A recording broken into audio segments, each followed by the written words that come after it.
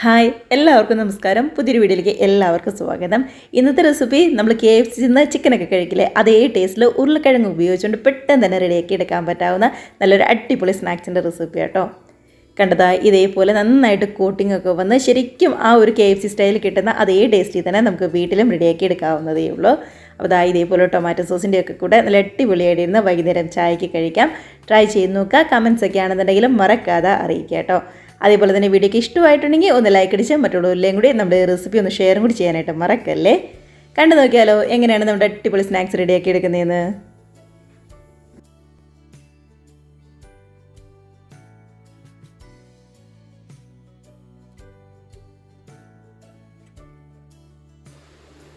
അപ്പോൾ നമ്മുടെ ഈ റെസിപ്പി ചെയ്യാനായിട്ട് മെയിനായിട്ട് വേണ്ടത് ഉരുളക്കിഴങ്ങാണ്. ഞാനിവിടെ 2 മീഡിയം സൈസുള്ള ഉരുളക്കിഴങ്ങാണ് എടുത്തിരിക്കുന്നത്. ഇനിയിപ്പോൾ ചെറിയ ഉരുളക്കിഴങ്ങാണെന്നുണ്ടെങ്കിൽ നമുക്ക് 3 എണ്ണം വരെ എടുക്കാം. അപ്പോൾ എത്രത്തോളം സ്നാക്സ് വേണോ അതിനനുസരിച്ചിരിക്കും നമ്മുടെ ഉരുളക്കിഴങ്ങിൻ്റെ എണ്ണവും. ഇപ്പോൾ എടുത്തിരിക്കുന്ന 2 ഉരുളക്കിഴങ്ങും തൊലി കളഞ്ഞ് നമുക്ക് നീളത്തിലൊന്ന് കട്ട് ചെയ്ത് വെക്കാം. കണ്ടത് ഇതേപോലെ നമ്മൾ സാധാരണ ഫ്രഞ്ച് ഫ്രൈസിനൊക്കെ കട്ട് ചെയ്യില്ലേ, അതേപോലെ ഇങ്ങ് കട്ട് ചെയ്തെടുത്താൽ മാത്രം മതിയാവും. തീരെ അങ്ങ് കനമൊന്നും കുറയ്ക്കേണ്ട, ഇതുപോലെ ഇങ്ങ് കട്ട് ചെയ്താൽ മാത്രം മതിയാവും. എന്ന് കരുതി ഒരുപാട് വലിപ്പത്തിലും ആയിപ്പോകരുതേ. ഇനിയിപ്പോൾ നമ്മൾ അരിഞ്ഞു വെച്ചിരിക്കുന്ന ഉരുളക്കിഴങ്ങ് നന്നായിട്ട് തണുത്ത വെള്ളത്തിൽ കുറച്ച് നേരം ഒന്ന് ഇട്ട് വെക്കണം. അതിനായിട്ട് ഞാനിവിടെ മറ്റൊരു പാത്രത്തിലേക്ക് മാറ്റി കൊടുക്കുന്നുണ്ട് കട്ട് ചെയ്ത് വെച്ചിരിക്കുന്ന ഉരുളക്കിഴങ്ങ്. അതിനുശേഷം നമ്മൾ ഫ്രിഡ്ജിൽ നിന്ന് എടുത്ത് നന്നായിട്ട് തണുത്ത വെള്ളത്തിൽ ഒരു 10 മിനിറ്റെങ്കിലും ഇതൊന്ന് മുക്കി വയ്ക്കുക. അപ്പോൾ ഇതിങ്ങനെ മുക്കി വയ്ക്കുന്ന സമയം കൊണ്ട് നമുക്ക് മറ്റൊരു കോട്ടിങ് ഒന്ന് തയ്യാറാക്കി എടുക്കാം. അത്ര സമയം മാത്രം ഇതിവിടെ ഇരുന്നാൽ മതിയാവും. അപ്പോൾ നമ്മുടെ കോട്ടിങ് തയ്യാറാക്കാനായിട്ട് ഞാനിവിടെ ഒരു പാത്രത്തിനകത്തേക്ക് 1/2 കപ്പ് മൈദയാണ് ചേർത്ത് കൊടുക്കുന്നത്. നമ്മൾ എടുത്തിരിക്കുന്ന 2 മീഡിയം സൈസുള്ള ഉരുളക്കിഴങ്ങിന് ഒരു 1/2 കപ്പ് മൈദ അത്രയും മതിയാവും. ഉരുളക്കിഴങ്ങ് കൂടുതൽ എടുക്കുന്നുണ്ടെങ്കിൽ കുറച്ചും കൂടി മൈദ ചേർത്ത് കൊടുക്കാം. കൂടെ തന്നെ നല്ലൊരു കളറിന് വേണ്ടിയിട്ട് കാശ്മീരി റെഡ് ചില്ലിയാണ് ചേർത്ത് കൊടുക്കുന്നത്. 1/2 ടീസ്പൂൺ അത്ര മാത്രം മതി. എരിവുള്ളതൊന്നും ചേർത്ത് കൊടുക്കണ്ട കേട്ടോ. കൂടെ തന്നെ ഗരം മസാലയോ അല്ലാന്നുണ്ടെങ്കിൽ നമ്മുടെ ചിക്കൻ മസാലയോ ചേർത്ത് കൊടുക്കാം. ഇല്ലാന്നുണ്ടെങ്കിൽ നമ്മുടെ ചിക്കൻ്റെ മാഗി ക്യൂബ് ഉണ്ടല്ലോ, അതാണെന്നുണ്ടെങ്കിലും പൊടിച്ച് ചേർത്ത് കൊടുത്താലും മതിയാവും. അപ്പം ഞാനിവിടെ ഒരു 1/2 ടീസ്പൂൺ ഗരം മസാലയാണ് ചേർത്ത് കൊടുക്കുന്നത്. ഇനിയിപ്പോൾ നന്നായിട്ട് പൊങ്ങി വരാനായിട്ട് ഒരു 1/4 ടീസ്പൂൺ മുതൽ 1/2 ടീസ്പൂൺ വരെ ബേക്കിംഗ് സോഡയും കൂടി ചേർത്ത് കൊടുക്കുന്നുണ്ട്. ഇനി ഇതിലേക്ക് നല്ലൊരു ടേസ്റ്റിന് വേണ്ടി കുറച്ച് സോയാ സോസും കൂടി ചേർത്ത് കൊടുക്കാം കേട്ടോ. സോയാ സോസ് കയ്യിലുണ്ടെന്നുണ്ടെങ്കിൽ മാത്രം ചേർത്ത് കൊടുത്താൽ മതി, നിർബന്ധമൊന്നുമില്ല. ഞാനിവിടെ ഒരു 1/2 ടീസ്പൂൺ സോയാ സോസും അതേപോലെ തന്നെ ആവശ്യത്തിന് ഉപ്പും കൂടി ചേർത്ത് കൊടുക്കുന്നുണ്ട്. ഇനിയിപ്പോൾ നമ്മൾ ചേർത്ത് കൊടുത്തിരിക്കുന്ന നോക്കിയാൽ നന്നായിട്ട് തന്നെ ഒന്ന് മിക്സ് ആക്കിയിട്ട് ആവശ്യത്തിന് വെള്ളം ഒഴിച്ച് ശരിക്കും നല്ല കട്ടിക്ക് തന്നെ ഇതൊന്ന് മിക്സ് ചെയ്തെടുക്കാം. അപ്പോൾ വെള്ളം ഒഴിക്കുമ്പോൾ ഒരുപാട് കൂടി പോകണ്ട. ഞാനിവിടെ ഒരു 1/2 കപ്പും അതേപോലെ തന്നെ ഒരു 2 സ്പൂൺ വെള്ളവും കൂടി കൂടുതൽ ചേർത്തിട്ടുണ്ട്. അത്ര മാത്രം മതി. അപ്പോൾ നോക്കിയിട്ട് കുറച്ച് വെള്ളം ഒഴിച്ചിട്ട് വേണം ഒന്ന് റെഡിയാക്കി എടുക്കാനായിട്ട്. മൈദ എത്രത്തോളം എടുക്കുന്നോ അതനുസരിച്ച് മാത്രം വെള്ളം ചേർത്ത് കൊടുത്താൽ മതി കേട്ടോ. കണ്ടതാ ഇതേപോലെ ഇത്രയും കട്ടിക്ക് വേണം ഇതൊന്ന് റെഡിയാക്കി എടുക്കാനായിട്ട്. ഒരുപാടങ്ങ് വെള്ളം പോലെ ലൂസായി പോകരുതേ. കണ്ടോ, നല്ല കട്ടിക്ക് തന്നെ നമുക്ക് കിട്ടിയിട്ടുണ്ട്. എന്നരുതി ഒരുപാട് തീരെ വെള്ളം കുറച്ച് ചെയ്യരുത്, ഒരുപാട് കൂടുതലും ചെയ്യരുത്. ഈ ഒരു പരുവത്തിൽ നല്ല കട്ടിക്ക് തന്നെ ഒന്ന് റെഡിയാക്കി എടുക്കാനായിട്ട് ശ്രദ്ധിക്കാം. ഇനിയിപ്പോൾ നമ്മൾ നേരത്തെ തണുത്ത വെള്ളത്തിൽ ഇട്ട് വെച്ച് നമ്മുടെ ഉരുളക്കിഴങ്ങ് ഈ മിക്സിലേക്ക് ഇങ്ങ് ചേർത്ത് നന്നായിട്ട് തന്നെ ഒന്നിങ്ങ് കോട്ട് ചെയ്തെടുക്കുകയാണ് ചെയ്യേണ്ടത്. അപ്പോൾ നമ്മൾ ഈ മിക്സിന് നല്ല കട്ടി ഉണ്ടെന്നുണ്ടെങ്കിൽ മാത്രമാണ് ഈ ഉരുളക്കിഴങ്ങിലേക്ക് നന്നായിട്ട് കോട്ടിങ് അങ്ങ് പിടിച്ചു വരുള്ളൂ. അതുകൊണ്ടാണ് വെള്ളം ഒരുപാട് ഒഴിക്കേണ്ടതെന്ന് ഞാൻ ആദ്യമേ പറഞ്ഞത്. കണ്ടോ, നല്ല പോലെ തന്നെ ഉരുളക്കിഴങ്ങിൽ കോട്ട് ചെയ്ത് വന്നിരിക്കുന്നുണ്ടോ. അപ്പോൾ ഇതേപോലെ കോട്ട് ചെയ്ത് നമുക്ക് കിട്ടണം. അതിന് വേണ്ടിയിട്ടാണ്.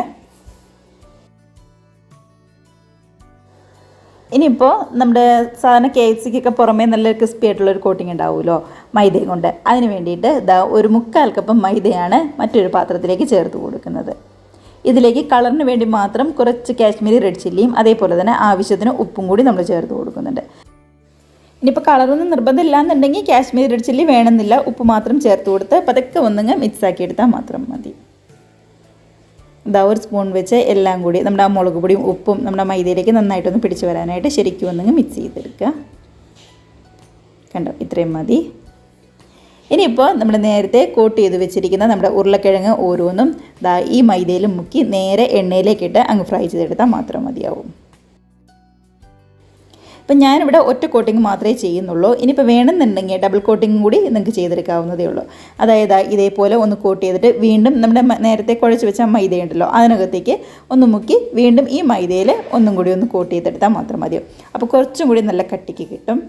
ഇല്ലാന്നുണ്ടെങ്കിൽ ഇതേപോലെ ഒറ്റ കോട്ടിങ്ങിൽ ചെയ്തെടുത്താലും മതിയാവും. ആദ്യമേ തന്നെ ഇതെല്ലാം കൂടി ഇങ്ങനെ ഓരോന്ന് വെച്ച് നന്നായിട്ട് തന്നെ കോട്ട് ചെയ്ത് വരുമ്പോൾ ഈ ഒരു പരുവത്തിന് നമുക്ക് കിട്ടും. കണ്ടോ, സാധാരണ KFCക്കൊക്കെ നമ്മൾ ചിക്കൻ ഫ്രൈ ചെയ്തെടുക്കുന്ന ആ ഒരു പരുവുണ്ടല്ലോ, അതേപോലെ കിട്ടും കേട്ടോ.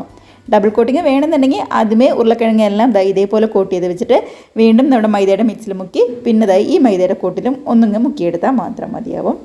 അപ്പോൾ ഏതാണോ ഇഷ്ടം അതേപോലെ ചെയ്തെടുക്കാം. ഇനിയിപ്പോൾ വേറെ ഒന്നുമില്ല, നല്ല ചൂടായ എണ്ണയിലേക്ക് ഇട്ട് ഇങ്ങനെ 2 വശം മുരിയിച്ച് റെഡിയാക്കി എടുത്താൽ മാത്രം മതിയാവും.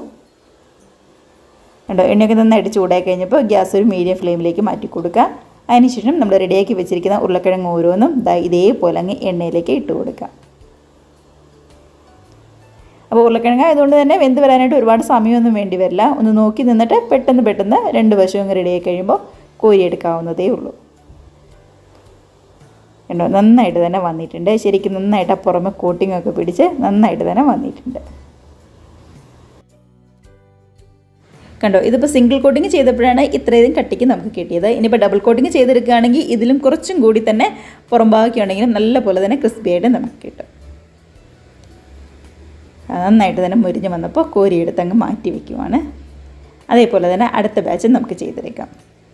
അപ്പോൾ ഞാനിപ്പോൾ ഇത് ചെയ്തിരിക്കുന്നത് ഡബിൾ കോട്ടിങ്ങിലാണ് കേട്ടോ. അപ്പോൾ ഞാൻ കാണിച്ചു തരാം അതിൻ്റെ വ്യത്യാസം എന്താണെന്ന്.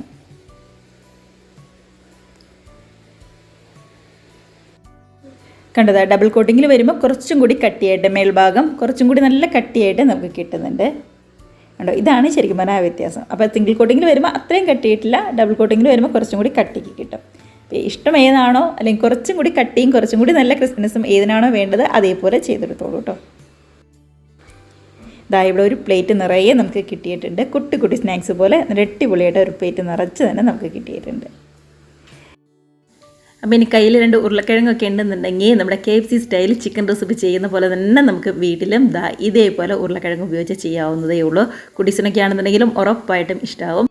അപ്പോൾ എല്ലാവരും ട്രൈ ചെയ്ത് നോക്കുക. പിന്നെ കഴിക്കാൻ നേരത്ത് ഒരുപാടങ്ങ് തണുത്ത് പോയിട്ട് കഴിക്കരുത് കേട്ടോ. ചെറു ചൂടോടുകൂടി തന്നെ, അല്ലെങ്കിൽ ഇതേപോലെ നല്ല ചൂടോടുകൂടി തന്നെ നമ്മുടെ ഫ്രഞ്ച് ഫ്രൈസ് ഒക്കെ കഴിക്കില്ലേ, അതേപോലെ കഴിക്കണം കേട്ടോ. ഒരുപാട് തണുത്ത് പോയി കഴിഞ്ഞാൽ അത്രയ്ക്ക് നല്ല ടേസ്റ്റ് ഉണ്ടാവില്ല. അപ്പോൾ തണുത്തൊന്നും പോവാതെ ചൂടോടുകൂടി ഇതേപോലെ സോസിൻ്റെയൊക്കെ കൂടെ നല്ല ഹാപ്പി ആയിട്ട് ഇരുന്ന് കഴിക്കുക. കൂടെ തന്നെ വീഡിയോ ഒക്കെ നിങ്ങൾക്ക് ഇഷ്ടമായിട്ടുണ്ടെങ്കിൽ ഒന്ന് ലൈക്ക് അടിച്ച് മറ്റുള്ളവരിലും കൂടി നമ്മുടെ റെസിപ്പി ഷെയറും കൂടി ചെയ്യാനായിട്ട് മറക്കല്ലേ. ആദ്യമായിട്ട് നമ്മുടെ ചാനൽ ആരെങ്കിലും കാണുന്നവരുണ്ടെങ്കിൽ വീഡിയോ റെസിപ്പി ഒക്കെ നിങ്ങൾക്ക് ഇഷ്ടമായിട്ടുണ്ടെങ്കിൽ പ്ലീസ് നമ്മുടെ ചാനലും കൂടി ഒന്ന് സബ്സ്ക്രൈബ് ചെയ്ത് സപ്പോർട്ട് ചെയ്യുക കേട്ടോ. അപ്പോൾ മിസ് ചെയ്താൽ ട്രൈ ചെയ്ത് നോക്കി നല്ല ഹാപ്പി ആയിട്ട് ഇരുന്ന് കഴിക്കാം. നമുക്കിതേപോലുള്ള പുതിയ നല്ല അടിപൊളി വീഡിയോസും റെസിപ്പീസൊക്കെ ആയിട്ട് വീണ്ടും കാണാം. അതുവരെ എല്ലാവരും നല്ല ഹാപ്പി ആയിട്ട് ഹെൽത്തി ആയിട്ട് സേഫ് ആയിട്ടിരിക്കുക. ബൈ.